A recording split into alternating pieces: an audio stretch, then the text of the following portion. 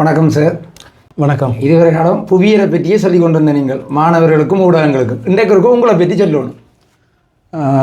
என்னுடைய பெயர் நாகமுத்து பிரதீபராஜா. நான் யாழ்ப்பாணம் வாதரவத்தை புறப்படமாகவும் அங்கேதான் வாழ்ந்து கொண்டும் இருக்கிறேன். ஆனால் இடையில் சில காலம் முல்லைத்தீவு மாவட்டத்தில் மல்லாவியில் இடம்பெயர்ந்து சென்று கற்றிருந்தேன். நான் என்னுடைய ஆரம்ப கல்வியினை வாதரவத்தை விக்னேஸ்வர வித்தியாலயத்தில் பூர்த்தி செய்திருந்தேன். அதற்கு பிறகு 95ஆம் ஆண்டு இடம்பெயர்வோடு இடம்பெயர்ந்து சென்று மல்லாவி மத்திய கல்லூரியில் கல்வி பொதுத்தராதர உயர்தரம் வரைக்கும் கற்றிருந்தேன். நான் என்னுடைய கல்வி பொதுத்தராதர பரீட்சையில் மல்லாவி மத்திய கல்லூரியில் 2000 ஆண்டு ஆகஸ்ட் தோற்றியிருந்தேன். நான் அப்புறம் 2001ஆம் ஆண்டு யாழ்ப்பாண கேம்பஸுக்கு தெரிவாகி யாழ்ப்பாண கேம்பஸில் புவியியல் சிறப்பு கல்வியை கற்று 2006ஆம் ஆண்டு வெளியேறி 2006ஆம் ஆண்டு ஆகஸ்ட் மாதம் 1ஆம் தேதியிலிருந்து யாழ்ப்பாண பல்கலைக்கழக புவியியல் துறையில் கடமையாற்றி வருகிறேன். சரி, நீங்கள் அந்த புவியியல் துறையை தேர்ந்தெடுக்கிறதுக்கு என்ன உந்து சக்தியாக இருந்தது? உண்மையில் நான் ஆரம்பத்தில் புவியியல் ஆரம்பத்தில் நான் படிக்கிறன்றது ஏயில் தான் படிச்சிருந்தேன். அதுக்கு முன்னே எனக்கு சமூக கல்வி வரலாறு, எங்களுடைய காலகட்டத்தில் சமூக கல்வி வரலாறு என்ற ஒரு பாடம் தான் இருந்தது. அதில் எனக்கு ஒரு கொஞ்சம் விருப்பமாகவும் இருந்தது. ஆனால் உண்மையில் நான் இந்த இடத்துல நினைவு கூற வேணும், எனக்கு ஏயில் புவியியல் எடுக்கிறதுக்கு உந்து சக்தியாக இருந்தது திருமதி குலேஸ்வரி விஜயகுமார் என்ற ஒரு ஆசிரியர். அவர் அப்போ மல்லாவி மத்திய கல்லூரியினுடைய உப அதிபராகவும் இருந்தவர். அவர் தான் என்னை புவியியல் ஒரு பாடமாக எடுக்கிறதுக்கான பல வழிகளிலும் என்னை தூண்டியிருந்தார். அதற்கு பிறகு நான் மல்லாவி மத்திய கல்லூரியில் புவியியலை கற்கின்ற பொழுது அந்த கற்கையினூடாக பல விடயங்களை தெரிந்து கொண்டதிலிருந்து எனக்கு புவியியல் ஒரு விருப்பமாக இருந்தது. ஆனாலும் பிறகு பல்கலைக்கழகத்துக்கு புவியியலை ஒரு பாடமாகவும் அரசியலை இன்னொரு பாடமாகவும் கற்றிருந்தேன். இரண்டிலும் எனக்கு ஒரு சிறந்த பெறுபேறு கிடைத்திருந்தது. ஆனால் எனக்கு அரசியலில் ஒரு சிறப்பு கலையை செய்ய வேண்டும் என்ற ஒரு விருப்பம் இருந்தது. ஆனாலும் நண்பர்கள் அல்லது என்னுடைய சில தனிப்பட்ட விருப்பங்களால் நான் புவியியல் துறையில் கல்வி கேட்டிருந்தேன். சரி சார், உங்களை பெரிய சொல்லியிருக்கீங்க. இப்போ நான் நேரடியாக எங்களை இடர் முகாமத்துவம் புவியியல் சம்பந்தம் வர போகிறேன். இலங்கையில் வந்த டிட்வா புயல் முதல் முறையாக கடலில் உருவாகி கடல்லையே போகிறது. இது கடலில் உருவாகி தரைக்கு மீண்டும் கடலுக்கு போனது. இது புது மக்களுக்கோ அல்லது இந்த புவிசாரோ எங்களுடைய இலங்கை தீவை புது வடிவமாக இருக்கு.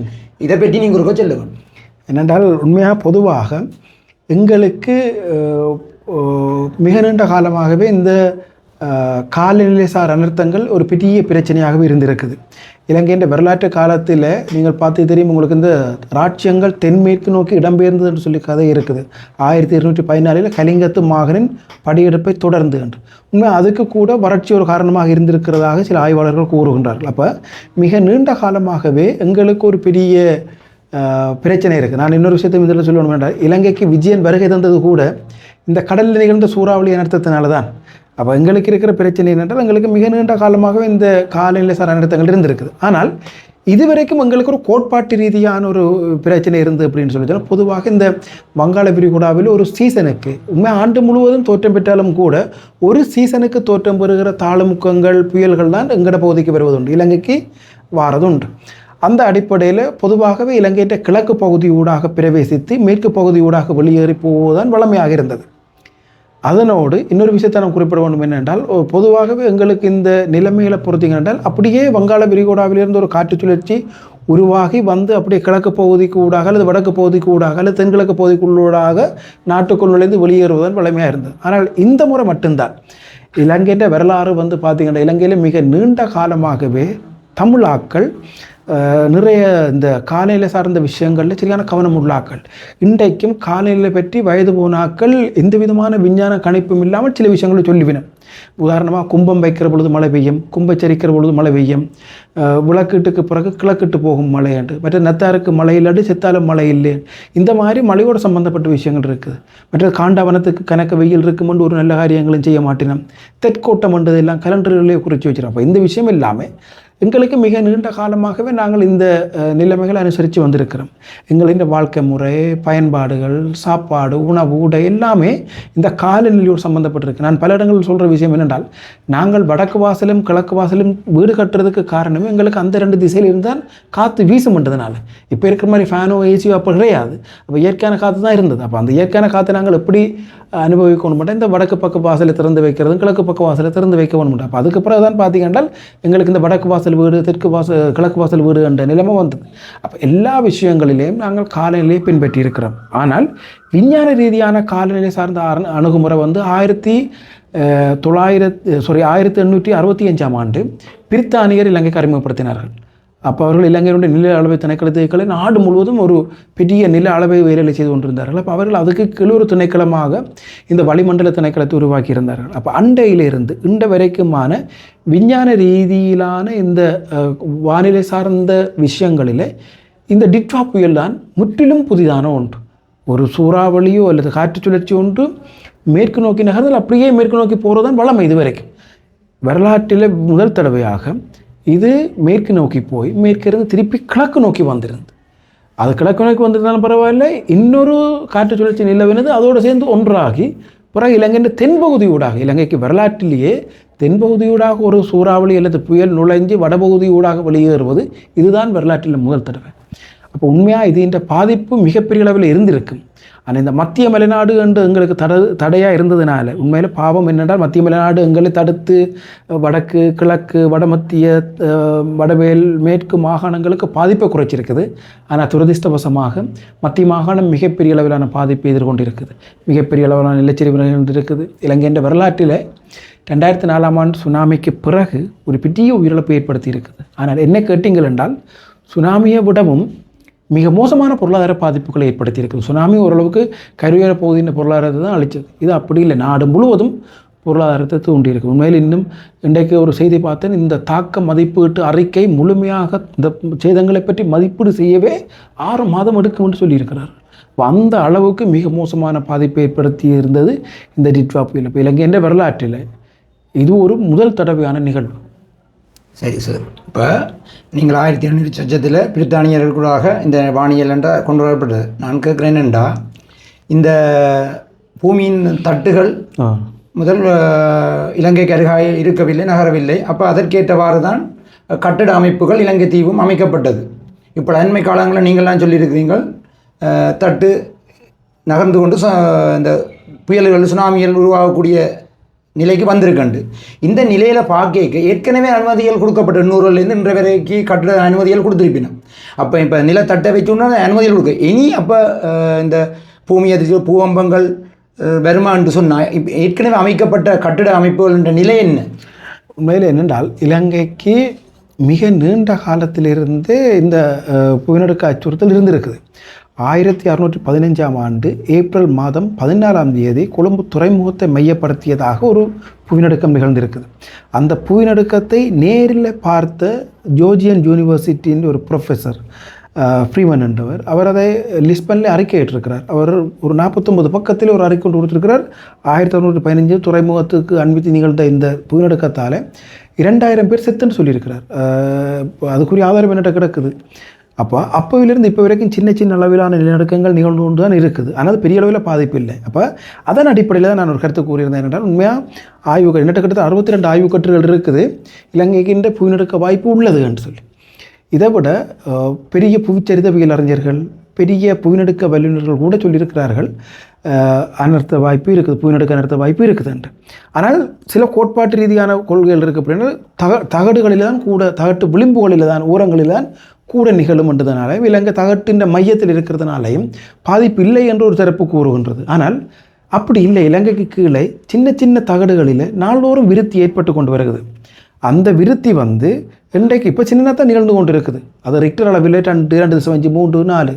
இது நான் சொல்கிற விஷயம் என்னென்றால் இன்றைக்கு ஒரு நாளைக்கு 1615 போல ஒரு பெரிய நிலநடுக்க நிகழ்வு நடக்கலாம்ன்றது. இப்போ நீங்கள் சொன்ன மாதிரி முதல் அனுமதிகள் கொடுக்கப்பட்டிருக்குது. ஆனால் இப்போ கொழும்பில் கட்டிட அனுமதிக்கு பிஜி என்ற ஒரு தர குறிகாட்டியை வச்சிருக்கணும். அது வந்து இந்த புவிநடுக்கத்துக்கு இயல்பாக்கமான முறையில் கட்டிடங்கள் அமைப்பதற்கான ஒரு வழிகாட்டுதல் நெறிமுறை. அந்த வழிகாட்டுதல் நெறிமுறைகளை பின்பற்றி தான் கட்டிடங்கள் அமைக்க வேணும் என்ற நிலைமை இலங்கையில் கொழும்பில் அறிமுகப்படுத்தியிருக்கணும். ஆகவே ஏற்கனவே அமைக்கப்பட்ட கட்டிடங்கள் அப்படி ஒரு பெரிய நிலநடுக்க நிகழ்வு நடந்தால் பாதிக்கப்படும். ஆனால் இதில் மகிழ்ச்சியான விடயம் என்னென்றால் புவிநடுக்கம் எதிர்வு கூற முடியாது. அது எப்போ விரும்புன்னு சொல்ல தெரியலை. ஆனால் வாய்ப்பு இருக்கிறதுன்றதை நாங்கள் ஏற்றுக்கொள்ள வேண்டும். நீங்கள் பார்த்தீங்கன்னா தெரியும், ஜப்பானில் நேற்று முன்தினம் 7.6 ரிக்டர் அளவில் ஒரு நிகழ்வு நடந்திருக்குது. ஆனால் உயிரிழப்புகள் பெருசாக இல்லை, காயங்கள் சேதங்களும் இல்லை என்றால் அவர்கள் அதுக்கு விழிப்பாக இருந்திருக்கிறார்கள். அவர்கள் மிக அதுக்கு தயாரில் இருந்திருக்கிறார்கள். அப்போ இந்த நிலைமைகளால் அவையில் என்ன செய்யணும்னு சொல்லி சொன்னால் ஒரு விழிப்பாக இருக்கிறது பிழை இல்லை. அப்போ அதை நோக்கி தான் நான் அந்த கருத்தில் சொல்லியிருந்தேன். அப்போ இனிவரும் காலங்களில் அரசாங்கமும் உண்மையில் பார்த்தீங்கன்னா தெரியும், இப்போ மலையகத்தில் இந்த அனர்த்தத்துக்கு பிறகுதான் மக்களை குடியேற்றினிடம் பிழை என்ற ஒரு கருத்துக்கு வந்திருக்கிறார்கள். அதே மாதிரி கட்டடங்கள் அமைக்கிற பொழுதும் எதிர்காலத்தில் ஒரு நிகழ்வு நடந்தால், புயலடுக்கம் போன்ற நிகழ்வு நடந்தால் அதிலிருந்து பாதுகாக்கிறதுக்கு ஏற்ற வழிமுறைகளை நாங்கள் இப்போவே பின்பற்ற வேண்டும் என்று தான் நான் அந்த கருத்து சொன்னதுக்கான நோக்கமே. அப்போ உண்மையாக எங்களுக்கு அது வாய்ப்பு இருக்குதுன்றதை மறுக்கிறதுக்கு இல்லை. என்னற்றை பொறுத்த வரைக்கும் அந்த வாய்ப்பு இருப்பதற்கான ஆதாரங்களை உள்ளடக்கி 62 ஆய்வு கட்டுரைகள் என்னிட்ட இருக்கின்றது. இல்லை என்று ஒரு ஆய்வு கட்டுரையும் கிடையாது. வாய்ப்புகள் இருக்குது, ஆனால் சின்ன அளவில் இதுவரைக்கும் நிகழ்ந்து கொண்டு இருக்குதுன்றது தான் அது இந்த அர்த்தம். சரி, இப்போ இந்த இலங்கைத்தீவில் இந்தியா, அமெரிக்கா, நாசா போன்ற செய்மதிகளூடாக இந்த புயல் சம்பந்தமாக கருத்துக்களை கணித்து வெளியிடின. நீங்கள் எவ்வாறு இந்த கணிப்புகளை செய்கிறீங்க? உங்களுக்கு நாசாவுக்கும் நேரடி தொடர்புகள் இருக்கா, அல்லது இந்தியா தகவல் மையங்களில் இருக்குதா, அல்லது நீங்கள் எந்த அடிப்படையில் இந்த ஆய்வுகளை வெளியிடுறீங்க?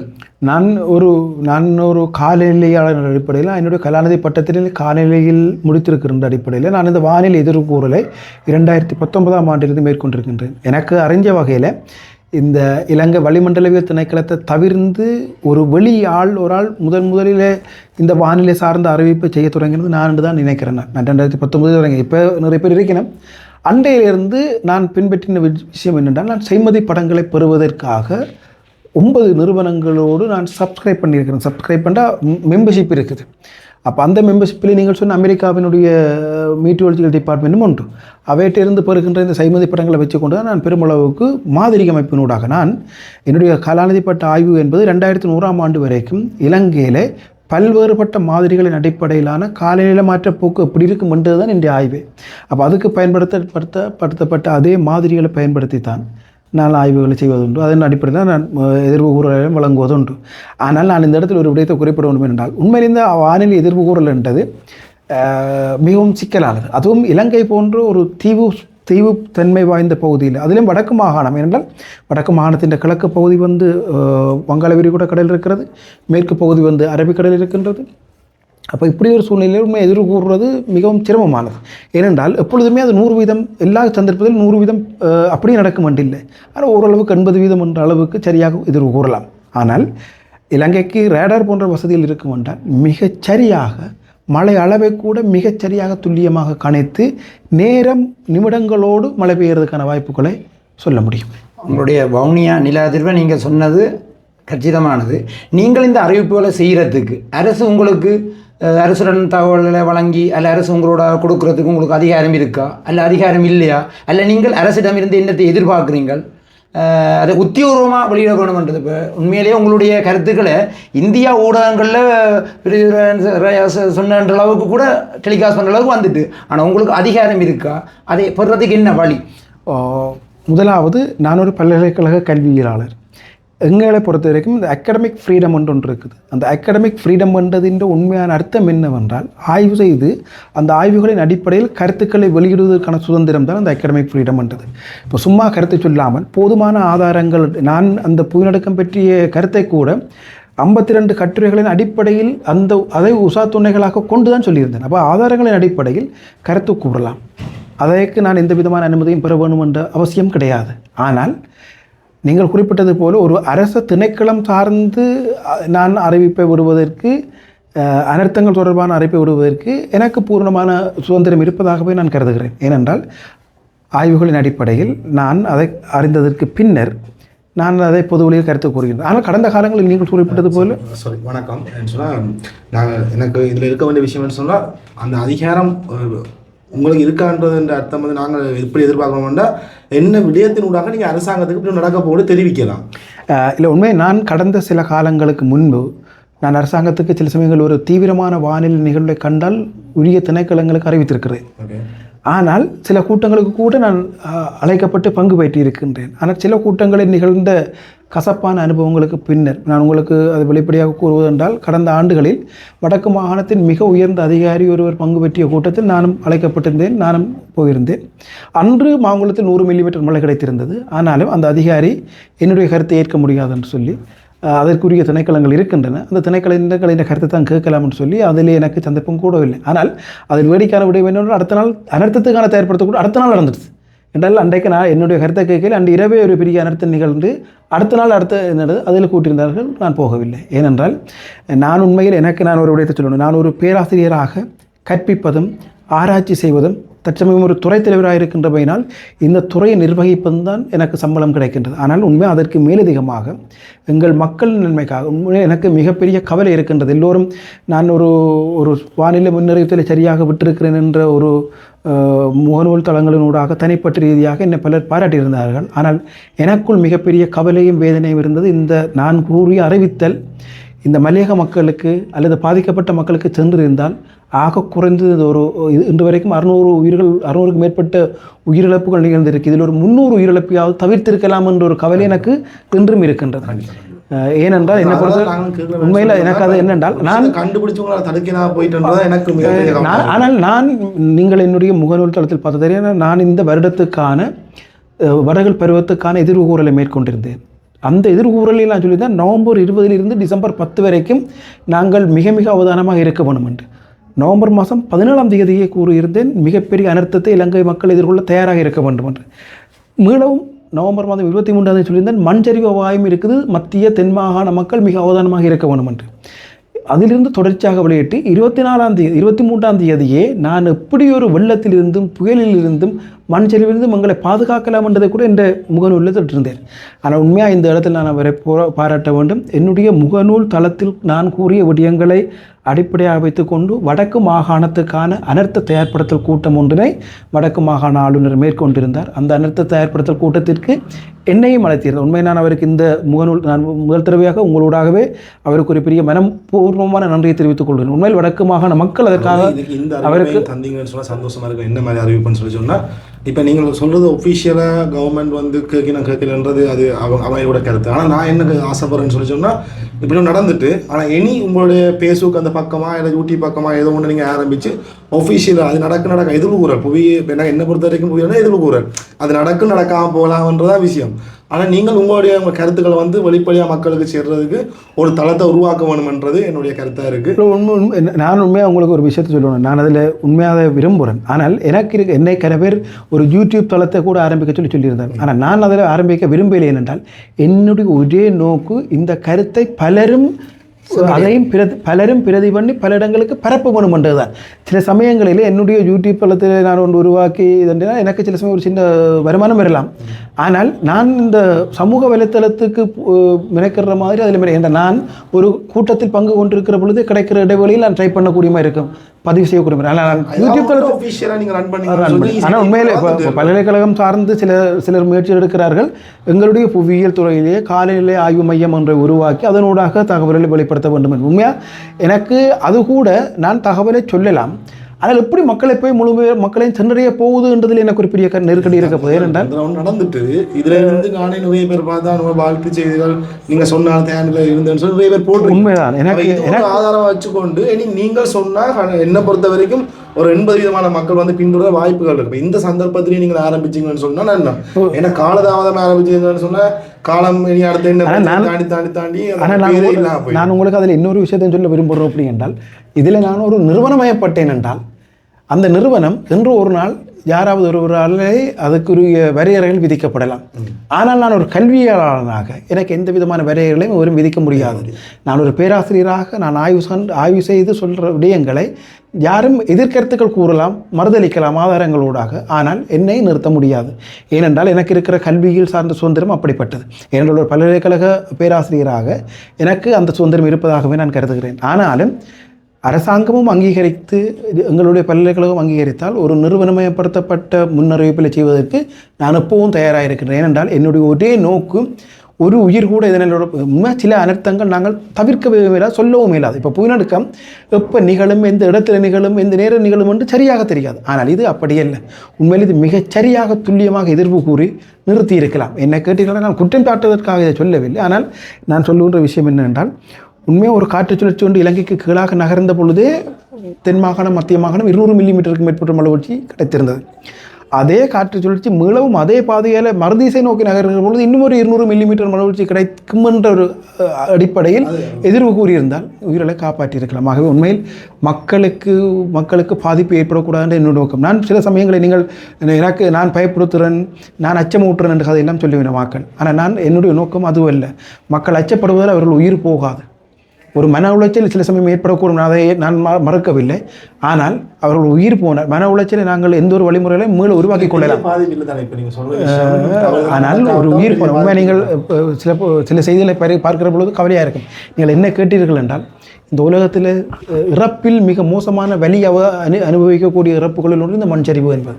உங்களுக்கு தெரியும், அந்த மண் சரிவில் பாதிக்கப்பட்ட ஆக்களில் பெரும்பாலான ஆக்கள் அவர்களுடைய வீடுகள் இடிந்து விழுந்து அதற்குள் சிக்கிக்கொண்டு உடல் நசிந்தாக்கள், அல்லது அதிக அளவிலான மண் அவர்களுக்கு மேல் விழுந்து மண்ணை சுவாசித்து மண்ணை உண்டு அவர்களுடைய பிரேத பரிசோதனை செய்தால் அவர்களுடைய சுவாச குழாயிலும் உணவு குழாயிலும் அல்லது உணவு இறைப்பை போன்ற இடத்திலும் மண் தான் நிரம்பியிருக்கும். அப்போ அந்தளவு ஒரு கோரமான இறப்பு இருக்கக்கூடாது என்பது என்னுடைய நோக்கம். ஆகவே எந்த வழிமுறையை அரசாங்கம் எனக்கு சொல்லி அல்லது எந்த வழிமுறையை அரசாங்கம் எனக்கு பின்பற்றி எல்லோருக்கும் இந்த தகவலை கொண்டு செல்லும் என்றால் நான் அதை எப்பவும் வரவேற்று செய்ய தயாராக இருக்கிறேன். இந்த டிட்வா புயலுக்கு அரசு முன்னெச்சரிக்கையாக தகவலை பெற்றிருந்தால் இந்த உயிரிழப்புகளிலிருந்து தப்பியிருக்கலாம் என்றது உங்களுடைய உண்மையாக அரசாங்கம் செய்யவில்லை என்று நான் சொல்ல மாட்டேன். சிலதுகளை செய்தது. ஆனால் சில திணைக்களங்கள் மிகப்பெரிய கரிசனை எடுத்துக்கொள்ளவில்லை. இப்போ நான் என்ற முகநூல் தளத்தில் ஒரு அனர்த்தத்தை தயார்படுத்த வேணும், தயாராக இருக்கணும், பெரிய அனர்த்த இழப்பு என்ற மாதிரியான விடயங்கள் மக்களுக்கு செல்லவில்லை.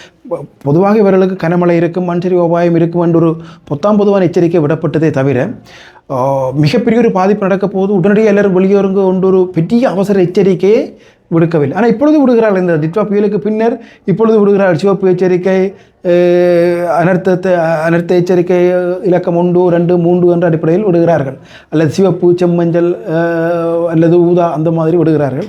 இதை முதலே செய்திருந்தால் இந்த இறப்புகளை குறைச்சிருக்கலாம். அனர்த்தத்தை நிறுத்த முடியாது, அதனை ஏற்றுக்கொள்ளணும். அனர்த்தத்தை நிறுத்த முடியாது, ஆனால் குறைச்சிருக்கலாம், பாதிப்புகளை குறைச்சிருக்கலாம். என்ன ஒன்று சார், உங்களுடைய சம பதவியில் வேறு பல்கலைக்கழகங்களில் இருக்கிற புயல் சார்ந்தாக்கள் இந்த விடயங்கள் பற்றி கதை கேட்க நீங்கள் அல்லது உங்களை பேரை குறிப்பிடாமல் பதட்டத்தை உருவாக்குறீர்கள், கால் எடுத்து வைத்தால் கூட புதையும் என்ற நிலையை உருவாக்குறார்கள். அப்படி அல்ல என்று சொல்லி நீண்ட காலம் அந்த புயல் துறையில் இல்லாமல் இடையில வந்து அந்த பதவியில் வச்சு கொண்டு குழப்பி கொண்டிருக்கிறார்கள். அப்போ மக்கள் முடிவெடுக்கிற பிரச்சனை தானே சார். அப்போ அது சட்டை என்ன சொல்கிறீங்க? இல்லை, உண்மையாக பார்த்துருப்பீங்க. நான் பார்த்தேன். நான் ஒன்று சொல்கிறேன் என்னென்றால், உண்மையாக நான் சொன்ன கருத்து எல்லாத்துக்கும் என்னட்ட ஆதாரங்கள் இருக்குது. நான் 52 ஆய்வு கட்டுரைகள் அது தொடர்பாக வைத்திருக்கிறேன். மிக முக்கியமான ஆதாரங்களை என்னுடைய முகநூலில் நான் ஸ்க்ரீன்ஷாட்டோடு போட்டிருக்கிறேன், இலங்கைக்கு என்ன நிகழ்ந்திருக்குது வந்திருக்குது என்று. அப்போ விஷயம் என்ன என்றால், உண்மையாக மக்களை விழிப்பூட்டுறது ஒரு நாளும் தவறில்லை. இப்போ நீங்கள் வீதியால் சென்று கொண்டிருக்கிறீர்கள், ஒரு இடத்தில் ஒரு ஓயில் ஊத்தின்றிருக்கு அல்லது எண்ணெய் பதார்த்தம் ஒன்று ஊற்றப்பட்டிருக்கு ரோட்டிலே. அந்த ரோட்டு வழுக்கும் என்று நீங்கள் கருதினால் நீங்கள் உங்களுக்கு கட்டாயம் வழுக்கும் என்றல்ல, ஆனால் வழுக்கக்கூடும் என்ற அந்த எச்சரிக்கை உங்களை அவதானமாக போக உதவும்.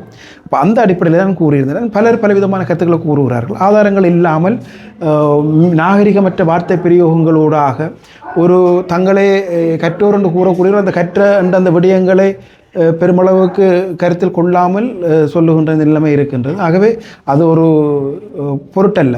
என்னை பொறுத்த வரைக்கும் மக்கள் போதுமான அளவுக்கு விழிப்புணர்வு ஊட்டப்பட வேண்டும், மக்களுக்கு அது தொடர்பான எச்சரிக்கைகள் வழங்கப்பட வேண்டும். ஏனென்றால் மக்கள் பொறுத்த வரைக்கும் உண்மையில் இந்த 2004ஆம் ஆண்டு சுனாமி நிகழ்ந்த பொழுது பெருமளவான மக்கள் சுனாமி தொடர்பான விழிப்புணர்வே இல்லை. சுனாமி என்ற என்ன என்று தெரிந்திருக்காது.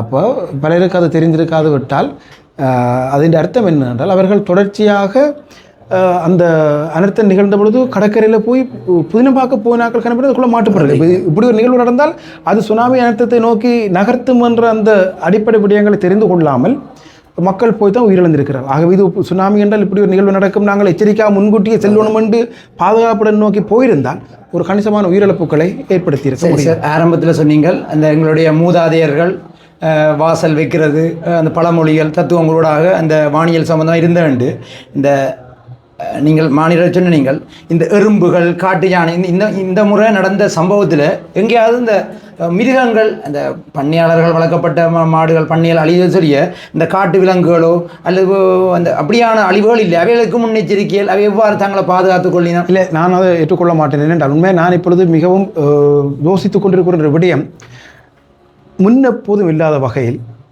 இலைப்பக்கடவை பிரதேசத்துக்கு அதிக அளவிலான டொல்பின்கள் கரை ஒதுங்கி இருந்தது. உண்மையில் நான் அதை எனக்கு எந்த விதமான விஞ்ஞான ஆதாரமும் கிடையாது. ஆனால் அது ஒரு சந்தேகத்தோடு அல்லது ஒரு ஆராய்ச்சிக்கு உட்படுத்த வேண்டிய தேவை இருக்கின்றது. நேற்று கூட காரைநகரில் இறந்த நிலையில் 2 டொல்பின்கள் கரையொதுங்கியதாக தகவல்கள் வந்திருக்கின்றது. ஆகவே இது இந்த மிகப்பெரிய புயல் வெள்ள அனர்த்தத்துக்கான ஒரு ஒரு ஒரு எச்சரிக்கையாக இந்த விலங்குகள் பயன்பட்டு காட்டியதா என்பதை நாங்கள் யோசிக்க வேண்டிய தேவை இருக்கிறது. உண்மையில் அது தொடர்பான விஞ்ஞான ரீதியான ஆதாரங்கள் எதுவும் இல்லை. ஆனால் அதற்காக நாங்கள் அதை இலகுவாக கடந்து செல்ல முடியாது. அதுபோன்ற எச்சரிக்கைகளை நாங்கள் கருத்தில் கொள்ள வேண்டும். ஆனால் நான் நினைக்கின்றேன் நாங்கள் ஒருத்தருமே இது பெரிதாக கவனத்தில் கொள்ளவில்லை. ஆனால் நாங்கள் அதை யோசித்திருக்கலாமோ என்ற ஒரு ஐயப்பாடு எனக்குள்ளே ஏற்பட்டிருக்குது. சரி, கடைசியாக இந்த இடர் முகாமைத்துவங்களை முன்னெச்சரிக்கையாக விட்டால் மக்கள் தங்களை விழிப்புணர்வு ஏற்படுத்தி கொண்டு இப்போ மலையகம் போன்று ஏனைய பாகங்கள் இப்படி ஒன்று நிகழக்கூடாதுன்றதுக்கு நீங்கள் என்ன சொல்கிறீங்க? உண்மையாக மலையகம் என்னை பொறுத்த வரைக்கும் மலையகம் முழுவதுமே இந்த மண் சரிவுக்கான இடர்குறி காட்டிய கொண்டிருக்கின்றன. சிலர் அவர்களை வேறு இடத்தில் குடியேற்றலாம் என்று கூறுகின்றார்கள். ஆனால் ஒரு புவியியலாளனாக மலைச்சரிவுகளில் அவர்கள் குடியேறுவது அவதானமாக இருக்க வேண்டும். ஏனென்றால் இனிவரும் காலங்களிலே காலநிலை மாற்றம் என்பது இலங்கையை மிக மோசமாக பாதிக்கின்ற ஒரு விடயம். நான் பல இடங்களில் கூறுகின்ற விடயம் நான் உங்களுக்கு அதை சொல்ல விரும்புகின்றேன். உண்மையில் எங்களுடைய பிரதேசத்தில் பல்வேறு வகையான காலநிலை மாற்ற அனர்த்தங்களை நாங்கள் எதிர்கொண்டிருக்கிறோம். இன்னமும் கொஞ்சம் காலத்தில் நாங்கள் மிகப்பெரிய அளவில் அதை எதிர்கொள்ள இருக்கின்றோம். அப்போ இந்த மலையக பகுதி என்பது அதிகளவான ஆபத்து மிக்க பிரதேசங்களாகவே வரையறுக்கப்பட்டிருக்கின்றது. அந்த பிரதேசங்களில் இருந்து அதிகளவிலான மண் சரிவுகள் கடந்த காலங்களில் நிகழ்ந்திருக்குது. இந்த காலத்திலும் மிகப்பெரிய அளவில் நிகழ்ந்திருக்கின்றது. எதிர்காலத்திலும் நிச்சயமாக நிகழும். ஏனென்றால் அதனுடைய புவியியல் அமைப்பு அத்தன்மை வாய்ந்தது. ஆகவே மக்கள் அதை விரும்புவார்களோ எனக்கு தெரியலை. ஏனென்றால் உண்மையில் அது ஒரு அவர்கள் மிக நீண்ட காலமாக வாழ்ந்த பூமி, அவர்கள் அங்கே வாழ்ந்து பழக்கப்பட்டவர்கள்.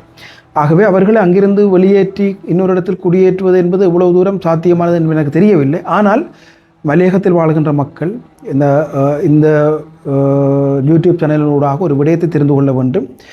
எப்பொழுதுமே கனமழை தொடர்பிலும் அதனோடு இணைந்த நிகழ்வான மண்சரிவு தொடர்பிலும் அவர்கள் விழிப்பாக இருப்பதுதான் அவர்களுக்கு மிக பொருத்தமானது. உண்மையில் அது தொடர்பாக அந்த திணைக்களங்கள் அந்த பிரதேசங்கள் உண்மை என்ன கேட்டீர்கள் என்றால் ஒவ்வொரு பிரதேச செயலாளர் பிரிவுக்கும் இது தொடர்பாக அறிவிக்கக்கூடிய அல்லது எச்சரிக்கைப்படுத்தக்கூடிய நிலைமைகளை உருவாக்கி மக்களை உடனடியாகவே வெளியேற்ற சூழ்நிலை உருவாக்க வேண்டும். மிகச்சிறந்த பாதுகாப்பு அச்சமின்றி வாழ்நாள் முழுவதும் இந்த மண்சரிவு அச்சமின்றி இருப்பதென்றால் அவர்கள் இன்னொரு இடத்துக்கு குடியேறுவதுதான் பொருத்தமானது. ஆனால் அது எவ்வளவு தூரம் சாத்தியமானது என்பதை அவர்களோடு கலந்து பேசித்தான் முடிவெடுக்க வேண்டும். ஆனாலும் எதிர்காலத்தில் இத்தகைய மண்சரிவு நிகழ்வுகள் ஏற்படலாம் என்ற விடயத்தை அவர்கள் கருத்தில் கொண்டு அல்லது மனதில் அது ஒரு விழிப்பாக கொண்டு செயல்படுவதனூடாக அவர்களுக்கு ஏற்படக்கூடிய பாதிப்புகளை குறைக்க முடியும். உண்மையில் பொருளாதார பாதிப்புகள் எப்பொழுதுமே ஈடு செய்யக்கூடியவை. ஆனால் உயிரிழப்புகள் மீண்டும் ஒரு காலமும் ஈடு செய்ய முடியாதவை. ஆகவே மக்கள் விழிப்பாக இருப்பதனூடாக தங்களுக்கு ஏற்படக்கூடிய பாதிப்புகளை கணிசமான அளவு குறைக்க முடியும். இறுதியாக கேள்வி, இந்த தட்டுக்கள் பற்றி மீண்டும் சொல்கிறேன், சுனாமி உருவாக இந்த தட்டுக்களை பற்றி ஒரு இலங்கை இந்த தட்டுகள் இப்போ சுமாத்திரா தீவுகள் அங்கே அந்த நிலநடுக்கம் ஏற்படுத்தக்கூடிய இருக்குது. இலங்கையின் இலங்கை எவ்வாறு அமைந்திருக்கிறன்றதை மட்டும் ஒரு இலங்கை பொறுத்த வரைக்கும் இலங்கை ஒரு இந்தோ ஆஸ்திரேலிய கவசத்தட்டின் மையத்தில் இருக்கின்ற பகுதி. ஆனால் நான் சில ஆய்வுக் கட்டுரைகளை பார்த்திருந்தேன். இமாலய மலைத்தொடரில் ஏற்படக்கூடிய தட்டுக்களின் அசைவு கூட இலங்கையை பாதிக்கலாம் என்று. கொழும்பு பேராதனை பல்கலைக்கழக புவிச்சரிதவியல் பேராசிரியர் அத்துல சேனாரத்னவினுடைய கருத்துப்படி இமயமலையினுடைய பகுதிகளில் ஏற்படக்கூடிய நிலச்சரிவு கூட யாழ்ப்பாணம் கொழும்பு போன்ற பகுதிகளில் உணரப்படலாம் என்ற அடிப்படையில் அவர் கருத்து கூறியிருக்கின்றார். இலங்கை ஒரு பெரிய கவசத்தகட்டின் மத்தியில் அமைந்திருக்கின்றது தவிர அந்த பெரிய கவசத்தகட்டுக்கு கீழாக சிறிய அளவிலான தகடுகள் காணப்படுகின்றது. அந்த தகடுகளில் நாள்தோறும் பல்வேறுபட்ட விருத்திகள் நிகழ்கின்றன. அந்த விருத்தி செயற்பாடுகளின் வெளிப்பாடு தான் சிறிய அளவிலான புவிநடுக்க நிகழ்வுகள். இன்னும் சில பேர் கூறுகின்றார்கள், உண்மையில் நான் இப்பொழுதுதான் செய்திகளில் பார்த்திருந்தேன், அதாவது நான் புவிநடுக்கம் தொடர்பான விடயங்களை குறிப்பிட்டதற்கு பின்னர் தான் பார்த்திருந்தேன், தற்போதைய ஜேவிபி அரசாங்கத்தினுடைய அல்லது தற்போதைய ஜேவிபியினுடைய முதல் தலைவர் ரோஹண விஜயவீர கூட இந்த விக்டோரியா கொத்மலை நீர்த்தேக்கங்கள் அமைத்த பொழுது மக்களுக்கு பாதிப்பு ஏற்படும் என்பதனை வெளிப்படுத்தி இருக்கின்றார். அப்போ அதற்கு பின்னர் இந்த நீர்த்தேக்கங்கள் அமைத்ததன் விளைவாக சின்ன அதிர்வுகள் உணரப்படுவதாகவும் நான் ஆய்வுக் கட்டுரைகளில் படித்திருக்கின்றேன். பசன் கேரத் என்பவருடைய ஆய்வின் அடிப்படையில் விக்டோரியா நீர்த்தேக்கத்தை சூழ 2020 ஆண்டு ஆகஸ்டிலிருந்து 2020 ஆண்டு டிசம்பர் வரைக்குமே 5 சிறிய அதிர்வுகள் உணரப்பட்டதாக குறிப்பிடுகின்றார். ஆகவே இலங்கைக்கு கீழான சிறிய தகடுகளினுடைய விருத்தி தன்மை இலங்கைக்கு மிகச்சிறிய அளவில் தற்பொழுது புவிநடுக்கங்களை தந்து கொண்டிருக்கின்றது. ஆனால் என்றோ ஒரு நாள் இது ஒரு மிகப்பெரிய அளவில் நிகழும். ஆகவே சிலர் கோட்பாட்டு ரீதியாக குறிப்பிடுவது போல நாங்கள் இந்த ஆஸ்திரேலிய கவசத்தகட்டின் மையத்தில் இருக்கின்றோம், உங்களுக்கு பாதிப்பு இல்லை என்றதை நான் ஏற்றுக்கொள்ளவில்லை. ஏனென்றால் இந்த விளிம்புகளில் அல்லது தகட்டுகளின் விளிம்புகளில் கூடிய அளவு நிகழும், ஆனால் உள்பகுதிகளில் நிகழாது என்பதற்கு எந்த விதமான கூற்றும் இல்லை. யாழ்ப்பாணம் வடக்கு யாழ்ப்பாண பகுதிகளில் சுண்ணாம்பு கற்பாறை இருப்பதால் கட்டடங்கள் எந்த அளவு உயரத்தில் இருக்க வேண்டும் அல்லது எவ்வளவு அனுமதிகள் கொடுக்கிறார்கள்? உண்மை எனக்கு அது பொறியியலாளர்கள் அதை சொல்ல வேண்டும். எனக்கு இத்தனை இவ்வளவு என்றால் உண்மையாக எப்படி சொல்கிறது, இப்போ மைனிங் இன்ஜினியரிங் என்று ஒன்று இருக்குது, அதாவது அகழ்வு பொறியியல் கற்கைகள் இருக்கின்றது. அதோடு சேர்ந்து ஸ்ட்ரக்சரல் இன்ஜினியர் கட்டமைப்பு பொறியியலாளர் இருக்கிறார்கள். உண்மையாக அந்த பொறியியல் சார்ந்த இப்போ நான் சொல்லுகின்ற எல்லா ஆய்வுக் கட்டுரையும் கிட்டத்தட்ட 70% ஆய்வுக் கட்டுரைகள் அது சார்ந்த பொறியியலாளர்கள் எழுதப்பட்டது. அப்போ அந்த பொறியியலாளர்கள் தான் இந்த கட்டிடங்களின் உயரம், அகலம், கட்டிட பொருளின் அமைப்பு போன்றவற்றை தீர்மானிக்க முடியும். ஆனால் எங்களுக்கு ஏனைய பகுதிகளை விட எங்களுக்கு ஒரு பலமில்லாத தாய்ப்பாறை இருக்கின்றது என்பதை நான் ஏற்றுக்கொள்கிறேன். அதே மாதிரி சார் ரெண்டு கேள்வி என்ன சொன்னால், இந்த இடி மின்னலால் பாதிக்கப்படுறாங்க. எனக்கு தெரிஞ்சது 15 வருஷத்துக்கு முன்னுக்கு இப்போ ஒரு 5-6 வருஷமா கூடுதலாக மிக உண்மை. நான் அது சம்பந்தமாக கொஞ்சம் விஷயம் அதே மாதிரி ஜாழ்ப்பாண நிலத்தடி நீர் இந்த போதல் அடைக்கப்பட்ட நீர் கூறுறதால அந்த நீருக்கு ஏதாவது பாதிப்பு இருக்குதா, அதுன்ற அமைப்பு எப்படி இருக்கின்ற விஷயம் சொல்லுங்கள். நான் இந்த இடிமின்னல் புயல் தொடர்பான ஒரு ஆய்வு கட்டுரை எழுதியிருக்கின்றேன். உண்மையில் நான் இதில் மிக குறிப்பிட காலநிலை மாற்றம் என்பது எங்களுக்கு இந்த இடிமின்னல் வாய்ப்பு அதிகரித்திருக்கின்றது. எவ்வாறு என்றால், இலங்கைக்கு 3 வழிகளில் மழை கிடைக்கின்றது. இலங்கைக்கு ஒன்று மலைத்தடை செயற்பாடு, 2வது சூறாவளி அல்லது முகப்பு செயற்பாடு, 3வது மேற்காவுகை செயற்பாடு. இந்த மேற்காவுகை செயற்பாடு என்பது கிடைக்கின்ற அதிகளவான வெப்பநிலை காரணமாக மேற்பரப்பில் இருக்கின்ற நீர் ஆவியாகி சென்று ஒரு குறிப்பிட்ட நேரத்துக்கு பின்னர் மீண்டும் குளிர்வடைந்து மழையாக பொழிகின்ற செயற்பாடு தான் மேற்காவுகை செயற்பாடு. இந்த மேற்காவுகை செயற்பாடு நடைபெறுகின்ற பொழுது இடிமின்னல் நிகழ்வு அதிகமாகவே இருக்கும். எங்களுக்கு கடந்த 2000 ஆண்டிலிருந்து இந்த இடிமின்னல் மூலம் ஆண்டுதோறும் இறக்கின்ற அளவு கூடியிருக்கின்றது. இந்த மேற்காவுகை செயற்பாட்டால் மழை கிடைக்கின்ற சதவீதம் அதிகரித்திருக்கின்றது. எங்களுக்கு முன்னம் 21% மழை வீழ்ச்சி தான் மேற்காவுகை செயற்பாட்டு மூலம் கிடைத்திருந்தது. ஆனால் இப்பொழுது 34% மழை வீழ்ச்சி மேற்காவுகை செயற்பாட்டு மூலம் உருவாகின்றது. ஆகவே இதன் அர்த்தம் என்னென்றால், மேற்காவுகை செயற்பாடு அதிகரித்திருக்கின்றது. ஏன்னா காலநிலை மாற்றம் வெப்பநிலை அதிகரித்திருக்கின்றது. அதன் விளைவாக இந்த இடிமின்னல் நிகழ்வும் அதிகரிக்கும் என்பது உண்மை. ஆகவே உண்மையில் ஆண்டு முழுவதும் நீங்கள் பார்த்தீங்கன்னா தெரியும், ஆண்டு முழுவதுமே பல நிறுவனங்களினால் கடும் மின்னல் தாக்கம் தொடர்பான எச்சரிக்கைகள் விடப்பட்டிருக்கின்றது. அண்மித்த காலத்தில் ஆண்டுதோறும் வடக்கில் 7 பேருக்கு மேல் இடிமின்னலால் பாதிக்கப்பட்டு இறக்கின்றார்கள். மிக அண்மித்த காலத்தில் கூட 7 அலையில் கூட ஒரு இளைஞர் ஒருவர் இறந்திருப்பது செய்திருக்கிறார். ஆகவே இந்த இடிமின்னல் நிகழ்வு என்பது எங்களுக்கு ஒரு மிகப்பெரிய பாதிப்பை ஏற்படுத்துகின்ற நிகழ்வு. ஆகவே நான் அன்பான மக்களிடம் வேண்டிக் கொள்கின்ற விடயம் என்னவென்றால், ஒரு மழை பொழுதின் பொழுது அல்லது மழைக்கு முன்னான பொழுது அல்லது பின்னான பொழுதுகளில் ஒரு பரந்த வெளிகளில் நிற்பதை தவிர்த்து கொள்ள வேண்டும். மிக முக்கியமாக மழையில் நனைந்தாலும் பரவாயில்லை, மரங்களுக்கு கீழே ஒதுங்குவதை தவிர்த்து கொள்ள வேண்டும். கட்டிடங்கள் எப்பொழுதுமே பாதுகாப்பானவை. ஆகவே கட்டிடங்களுக்குள் நிற்க வேண்டும். மரங்களில் அல்லது வேறு இடங்களில் நிற்பதை தவிர்த்து கொள்ள வேண்டும். இடிமின்னல் நிகழ்வு ஒன்று விளம்பரப் போகுது என்ற விடயத்தை பார்த்தே தெரிந்து கொள்ளலாம். எப்படி என்றால், மேகம் திரளாக அதிகளவான முகில்களை கொண்டிருக்கும். அதை கார் திரள் முகில் என்ற பெயரில் அழைப்பார்கள். இங்கிலீஷில் கிமுலோனிம்பஸ் கிளவுட்ஸ் என்று சொல்லுவார். அது அத்தகைய முகில்கள் வருகின்ற பொழுது மக்கள் அவதானமாக இருந்தவர்களும் திறந்த வழிகளில் பயணம் செய்வதை குறைத்து கொள்ள வேண்டும். மின்சார பொருட்கள் இருக்குது. உண்மையில் என்ன கேட்டீங்கன்னா, இன்னும் ஒரு சிறப்பான செய்தி என்னென்றால், எங்களுக்கு கட்டிடங்களின் உயரங்கள் கூடிக்கொண்டு வருகின்றது. ஆகவே அந்த கட்டிடங்கள் அமைக்கின்ற பொழுது தண்ட அப்சோபர் என்றது, அதாவது இடிமின்னல் தாங்கிகளை பொருத்துவதை கட்டாயமாக்க வேண்டும். அப்படி இடிமின்னல் தாங்கிகளை பொருத்துவதை கட்டாயமாக்குவதனூடாக குறித்த ஒரு பிரதேசம் இடிமின்னல் நிகழ்விலிருந்து பாதுகாக்கப்படும். அடுத்து நீங்கள் கேட்டது ஒரு விடயம், முக்கியமான விடயம், இந்த தரைக்கல் நீர் மற்றும் போத்து தண்ணி என்று. உண்மையில் இந்த தரைக்கல் நீர் இந்த அண்மித்த டிட்வா புயலுக்கு பின்னர் யாழ்ப்பாண நகரத்தை அண்மித்த பிரதேசங்களில் இந்த குடிநீருடைய தரம் குறைவடைந்திருப்பதாக அறிக்கைகள் கூறுகின்றன. குறிப்பாக உயிரியல் சார்ந்த கழிவுகள் அதிகரித்திருப்பதாக கூறுகின்றது. ஈகோலி போன்ற பாக்டீரியாக்களினுடைய அளவு தரைக்கல் நீர் கூறியிருப்பதாக கருத்துக்கள் கூறுகின்றது. ஆகவே மக்கள் இது தொடர்பாக விழிப்பாக இருக்க வேண்டும். ஏனென்றால் ஒரு அனர்த்தம் நிகழ்ந்ததற்கு பின்னர் நிகழ்கின்ற அடுத்த அனர்த்தங்கள்லாம் மிகவும் முக்கியமானவை. நான் உண்மையில் மிகவும் கவலையானபடியே நேற்றைய செய்தியில் பார்த்திருந்தேன், முருங்கன் மகா வித்தியாலயத்தைச் சேர்ந்த ஒரு 15 வயது மாணவன் ஒரு குழிக்குள் விழுந்திருந்திருக்கின்றான் என்று. ஆகவே அன்புக்குரிய மக்களே ஒரு விடயத்தை தெரிந்து கொள்ள வேண்டும். உங்களுக்கு மிக நன்கு பரிச்சயமான பகுதியாக இருந்தால் கூட ஒரு குறிப்பிட்ட கனமழைக்கு பின் ஒரு வெள்ளம் தேங்கி நின்றால் அது உங்களுக்கு நன்கு தெரிந்த பிரதேசம் என்ற அடிப்படையில் அதற்குள் இறங்கவே கூடாது. ஏனென்றால் மழை தேங்குகின்ற பொழுது அது அந்த குழியை இன்னமும் ஆழமாக்கி இருக்கும் அல்லது ஒரு புது குழியை உருவாகி இருக்கும். அத்தோடு இந்த குளங்கள் வான்பாய்கின்றன, அதனை புதினம் பார்ப்பதற்காக சென்று அக்கறையினமாக நடந்து கொள்வது அல்லது இந்த எலிக்காய்ச்சல் டெங்கு போன்ற விடயங்களில் அவதானம் இல்லாமல் இருக்கிறது. அப்போ வந்து ஒரு அனர்த்தத்துக்கு பின்னரும் மக்கள் அனர்த்தத்துக்கு பின்னான சூழ்நிலைகளும் மிகவும் விழிப்பாக இருக்க வேண்டும். ஏனென்றால் அனர்த்தத்தில் நிகழ்ந்த பாதிப்புகளை விட சில சமயங்கள் அனர்த்தத்துக்கு பின்னான பாதிப்புகள் அதிகமாக நிகழ்வதுண்டு. ஆகவே மக்கள் இதை சாதாரணமாக எடுத்துக்கொள்ளாமல் ஒரு தீவிரமான விடயமாக விழிப்போடு இருப்பதனூடாக எங்களுக்கு ஏற்படக்கூடிய பாதிப்புகளை கணிசமான அளவு குறைக்க முடியும். போத்தல் தண்ணி நிலத்திலேருந்து நீர் எடுக்கிறதால எங்கள் நீர் வளம் குன்றுமா? உண்மையில் அது உண்மை. எப்படி என்றால் எங்களுடைய பிரதேசங்களிலே போத்தல் அடைக்கும் தொழில் ஒன்று இருந்தால் அது நிச்சயமாக அதிகளவான நீரை உறிஞ்சித்தான் மேற்கொள்ளப்படும். ஆகவே அவ்வாறு நிகழ்கின்ற பொழுது மாரி காலத்தில் அவ்வளோ பெரிய பிரச்சனை அல்ல.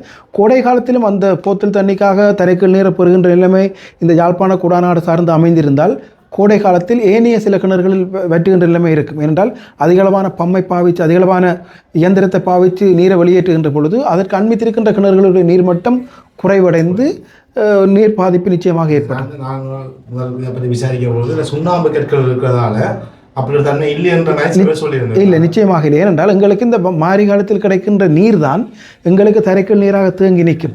அதை ஒருவரே அதிகளவு உறிஞ்சிக் கொள்வதனூடாக அதனுடைய அயல் பிரதேசங்கள் அல்லது எல்லை பிரதேசங்களில் அதிகளவு ஒருவர் உதாரணமாக ஒருவர் 30 அடியில் ஒரு கிணறு அமைத்திருக்கிறார் என்றால் அவற்றை கிணறு வெட்டாமல் இருக்கும். ஆனால் அதற்கு சுற்றியுள்ள பகுதியில் ஏதாவது ஒரு 20 அடியில் ஒரு கிணறு வைத்திருந்தால் அந்த 20 அடி கிணத்து நீர் வற்றிவிடும், 30 அடி கிணத்து தண்ணி இருக்கும்.